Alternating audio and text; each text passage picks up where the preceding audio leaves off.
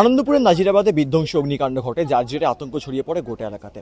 এবং এখনো পর্যন্ত পাওয়া খবর অনুযায়ী এই গুদামে আটকে থাকা এখনো পর্যন্ত প্রায় 3 জনের মৃত্যুর খবর সামনে আসছে। অন্যদিকে দাঁড়িয়ে অনেকে আটকে পড়েছেন, এমনটাই দমকলের প্রাথমিক অনুমান। তবে যেভাবে আগুন লেগেছে, যেমনটা দমকল মনে করছে, প্রথমে আগুন লাগে নরম পানীয় ও খাবারের একটি গুদামে, পরবর্তী ক্ষেত্রে সেই আগুন ছড়িয়ে পড়ে পাশে থাকা একাধিক গুদামে।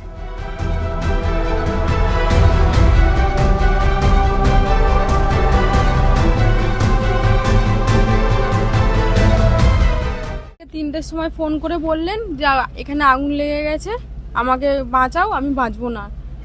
তারপরে ফোন কেটে দিয়ে আবার আমি ফোন করলাম, তখন বলছে কি আর 5 মিনিটের মধ্যে আমি আর থাকবো না, তোমাদের ছেড়ে চলে যাব।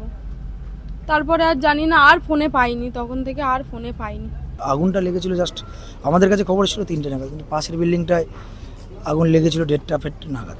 আমাদের তো কভার থাকে, জানতে পারছি না, আপনারাও দেখছেন ও পাশের ওয়ালটা ভেঙে আমাদের দিকে ভিতরে ঢুকে এসছে।